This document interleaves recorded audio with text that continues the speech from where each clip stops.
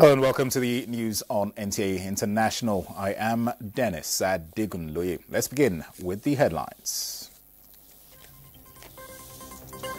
President Tinubu confirms rescue of all 38 worshippers kidnapped in Kwara State as 51 students in Niger State escape from captivity.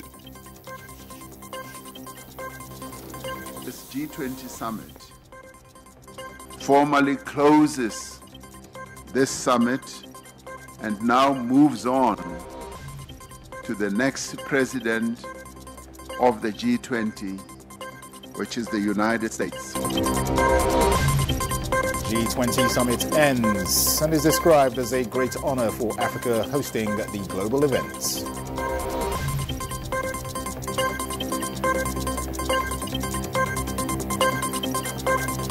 Nigeria and US hold bilateral discussions on counter-terrorism.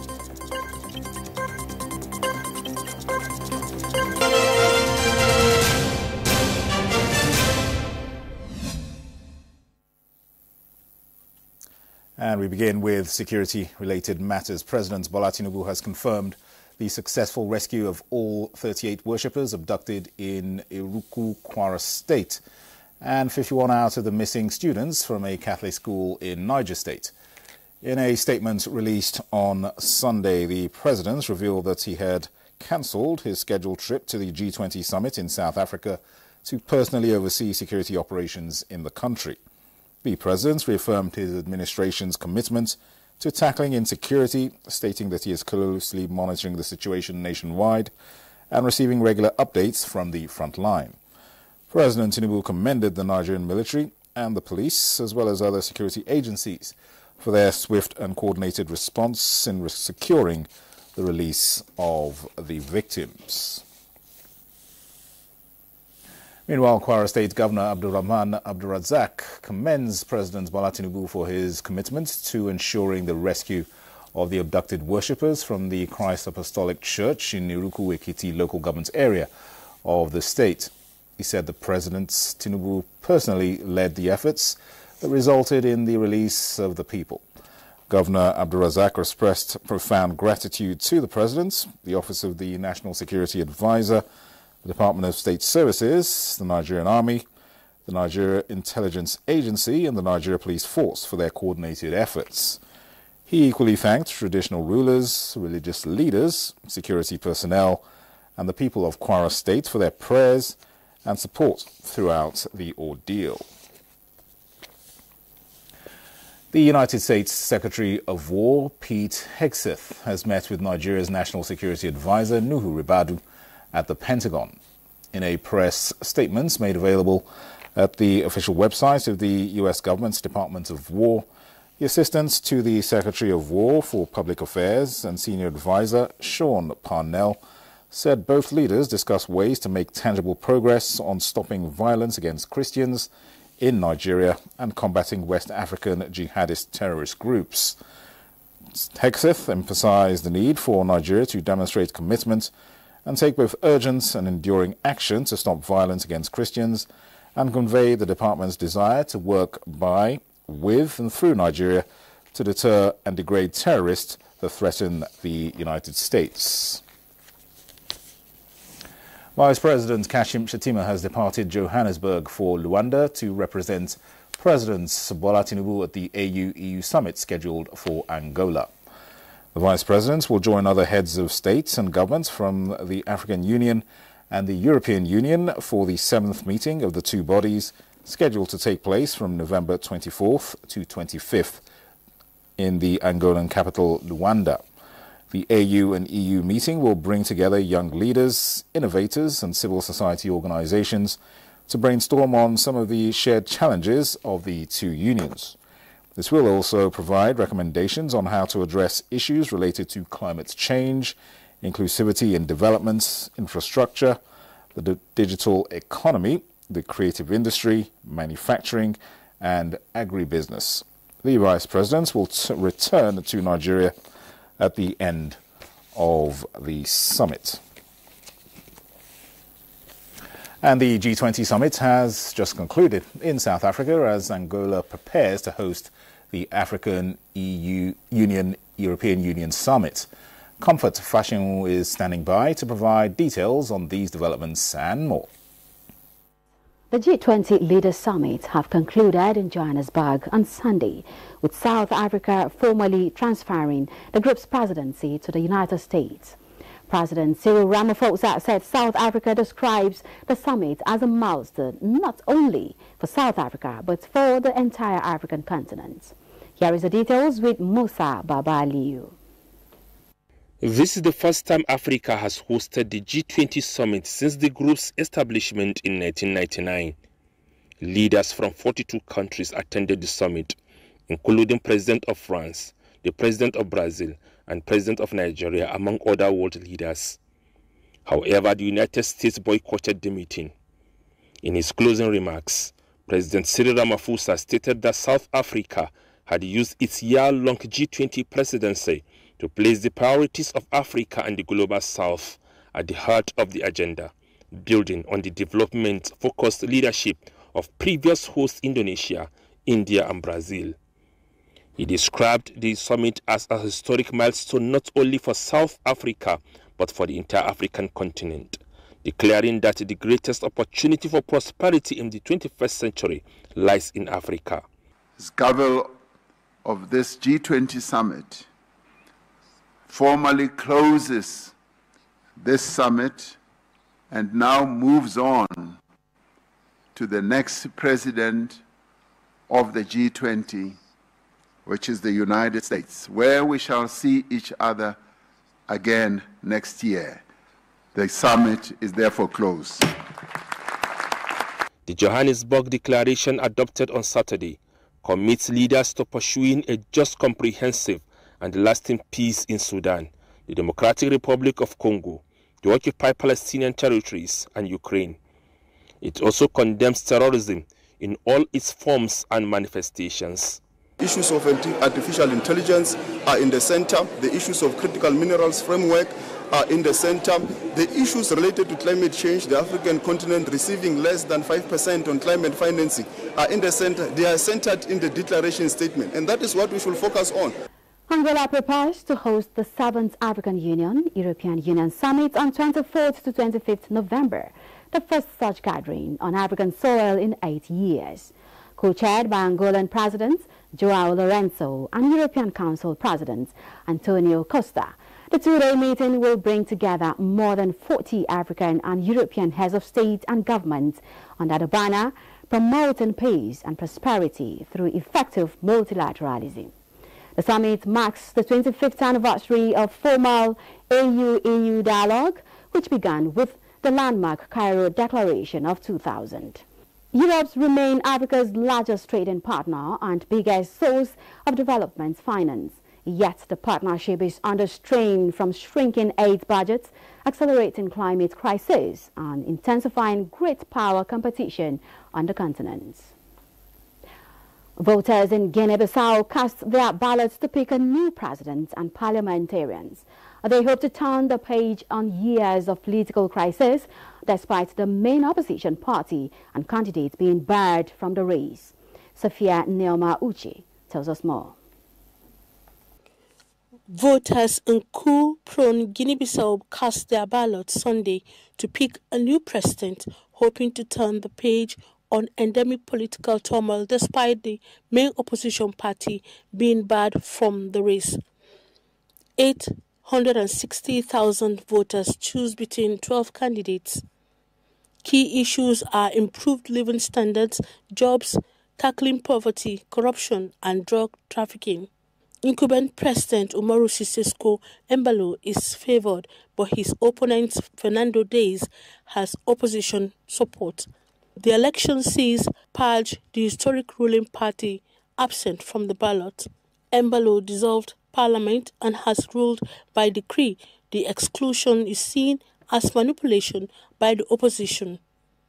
Incumbent President Umaru Sissoco Embalo, 53, is favored to win in the first round.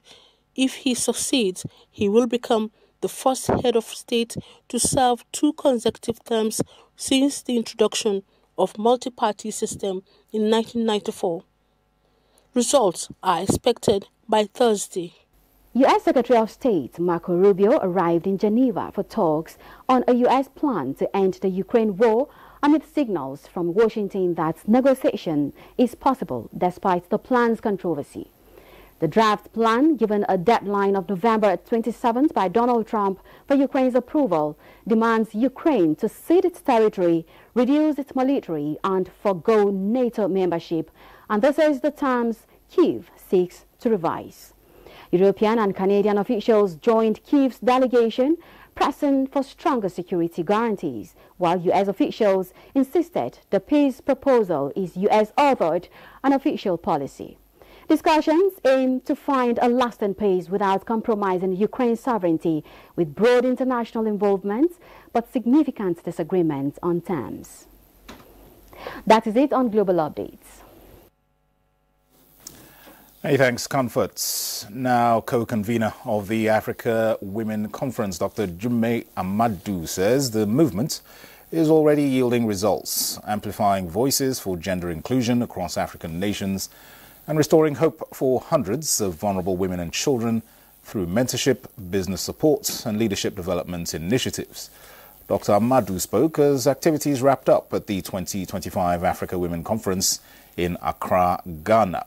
Olusheye Adeagbo reports. Africa Women Conference Ghana 2025 held under the theme Legacy Meets Innovation, Women Forging New Pathways for Africa's Sustainable Development, reviewed progress recorded across the continent in advancing inclusion and protecting the rights of children, especially the girl child. The women and leaders of Africa have sacrificed. As children, we are grateful. One of the standout voices was Queen Aisha Thalao, the Little Miss Kogi, whose message resonated deeply at the conference. Key resolutions adopted by delegates include increased investment in girls' education and STEM, expanding the use of technology to resolve local challenges, stronger advocacy for policies that uplift women across Africa. We have demonstrated that all our conferences, each time we leave, in less than 6 weeks of the conference, we start actionable steps that will enable us to have tangible results. Came to Zambia last year, we talked about the AWC Technology Hub, and 100 women from across 39 African countries are currently undergoing this program online. I also particularly like the young lady from Nigeria who has lobbied for more women to be in Parliament, and I think that is a phenomenal initiative which is needed Africa-wide. We interact with a lot of African women. Apart from even the interaction, a lot of networking. Delegates there highlighted their gains and renewed their commitment to turning the 2025 AWC resolutions into measurable outcomes, advancing the cause of gender equality to a desired level of excellence. In Abuja, Olusheye Adeagbo, NTA News. This is the news on NTA International. We'll take a break. More reports in a moment. Stay with us. Welcome back. Nigeria has received additional support from Australia to fight the scourge of leprosy and other neglected tropical diseases in the country.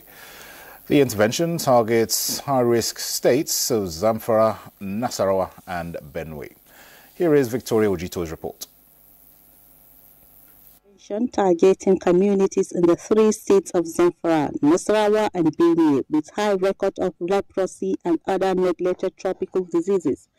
For Nasarawa State, the Leprosy Mission Australia donated 3 mobile clinics for 3 local government areas of Kiana, Lafia and Doma to enable persons affected with leprosy and other neglected tropical diseases access free healthcare services. Those who are affected by leprosy or mental illness, other neglected tropical diseases, to get health care.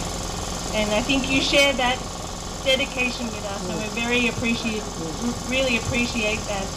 Thank you for your partnership and welcome, and we look forward to hearing about how the tricycles, but your other work as well, continue to benefit the communities. Continued collaboration These activities will further strengthen the state's capacity and also to deliver inclusive and patient-centered health services. Also, the Leprosy Mission Australia launches free medical outreach for persons battling neglected tropical diseases in the country as beneficiaries laud the interventions.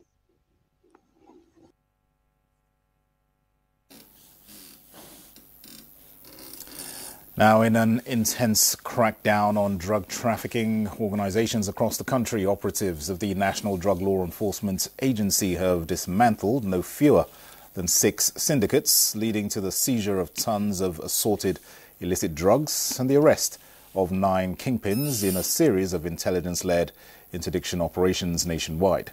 Details with Salwa Khalil Ibrahim. In one of such operations, NDLEA officers arrested 2 members of a drug trafficking organization in Onitsha, Anambra State, when they showed up to take delivery of different types and quantities of illicit substances concealed in pressure machine cylinders imported from South Africa. A couple, both in their 50s, were arrested at their warehouse in Cross River State, where 362 jumbo bags of skunk weighing 4.706 kilograms were recovered. In Edo State, 2 ladies who specialize in production and online sale of brownies laced with illicit drugs were arrested in Benin City. At the point of their arrest, they were found with 12 plates and a cup of drug-laced brownies, 76 grams of skunk and 1.5 grams of Colorado.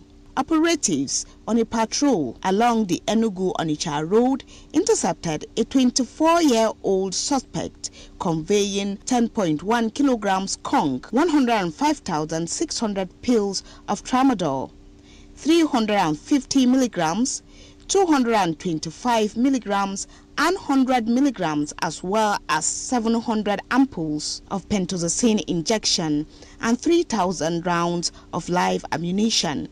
In Lagos, a lady was nabbed in Lekki with 2.6 kilograms of Colorado packed in branded containers and some concealed in flight boarding cards. In Abuja, Salwa Khalil Ibrahim, NTA News.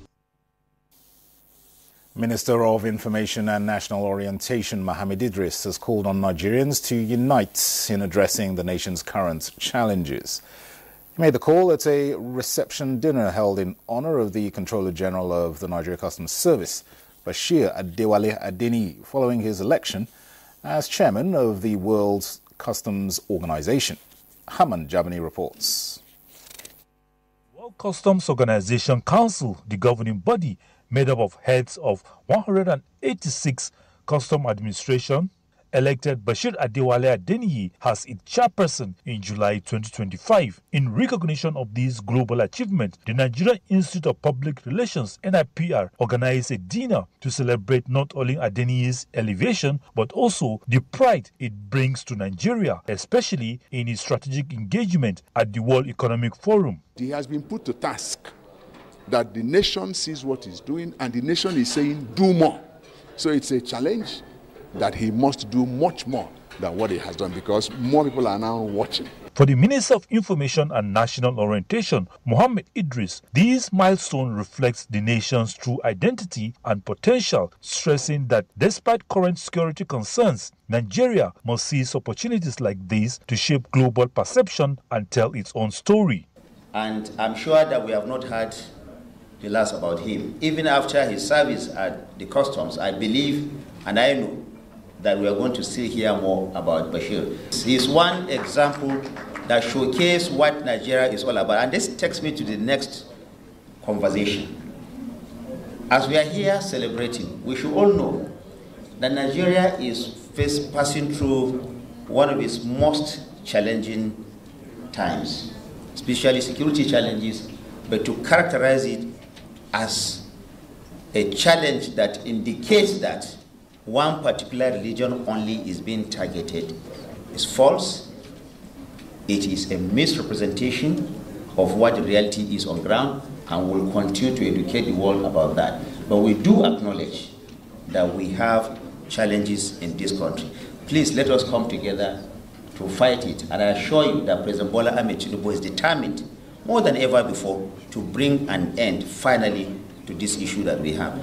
Is to also continue to educate our people, to continue to educate security agencies, educate other professional bodies about the need for us to always speak good of our country. His elevation to the WCO Council chairmanship now provides Nigeria with a strategic platform to shape global standards, attract international partnerships, and further deepen our commitment to transparent, technology-driven customs administration. This occasion is also highlight the importance of the Nigerian Customs Service in promoting economic growth, security, regional integrations at this special occasion. For the celebrant, the honor is both overwhelming and humbling. He described the recognition as a reminder of the importance of service, noting that he is simply doing his job out of love for the country and humanity. It's a challenge that's given to me to do much more than we are doing now, together with my team, members of management of the Nigerian Customs Service. Each time we make a PR professional, we give them this kind of appointments, we task them. And to the best of our knowledge, we have always discharged, we have always done our best. And of course, one glaring example is the current Minister of Information. The Institute also used the occasion to decorate Esunupe as the first Royal Ambassador for the World Public Relations Forum, scheduled to take place next year in Abuja. Now it's presented. Hamad Jabani, NTA News. The Lagos State Police Command has reiterated its readiness to unleash crime detection initiatives aimed at proactively nipping organized crime in the bud in any part of the metropolis. Commissioner of Police Olorundare Jimoh disclosed this when he visited the Executive Secretary of the State Security Trust Fund in Lagos. Details with Musa Toliat. The visit by the Commissioner of Police, Olorundare Jimoh, underscores the importance of working closely with the Lagos State Security Trust Fund so that deficit in logistics to enhance police crime-fighting efforts can be quickly identified and effectively addressed. Crime prevention and control, new models have been introduced across Lagos State that put nib in the bud all forms of crimes and criminality. And we have prompt detection in place to ensure that those crimes that could not be prevented are promptly detected. And it is in this area of detection of crime that we'll still be needing your support in the new area as we open a new leaf, as you are coming on board, because any who would be criminal or any suspect that know that's going to be promptly arrested will not contemplate committing such a crime. Executive Secretary, Lagos State Security Trust Fund, Dr. Ayodele Ogunsan, reassures the Commissioner of Police that the fund will improve response infrastructure and activate rapid funding mechanisms for critical equipment for the police command. I've had the opportunity of speaking to the governor on 2 occasions about you, and he said, forget police command. So I was trying to look at him and say, what's the meaning of that? Is it that they are bad people or they are not people he wants to think about? Then I asked him directly, and I told you, CP sir, he said to me very clearly, he said, with that man there, I don't get myself worried. And that, to me, is a big testimony. Sir, thank you for all you do. And I want to assure you, sir, that under my own leadership as well, I will support those initiatives of yours that will promote and foster, very productive outcomes that will make the relationship between the police and the residents that we serve more enjoyable. Discussions between both agencies also include effective security during the Yuletide, when Nigerians in diaspora and within converged on Lagos for vibrant celebrations. In Lagos, Musa Toliat, NTA News. Stakeholders have told citizens to continue to put in place proactive measures to prevent fire disasters in the country. The charge was given at the closing ceremony of the National Fire Service Safety Week in Abuja. Having raised issues of fire disasters across the country and their consequences, Stakeholders at this closing ceremony of the National Fire Safety Week have all agreed that Nigerians need to build a culture of fire safety prevention. The Controller General of the Federal Fire Service, Olumode Samuel Adeyemi, emphasizes that fire disaster prevention is everybody's business. Let us remember that safety is not an event, it is a continuous responsibility. Let us live here determined to replace carelessness with caution.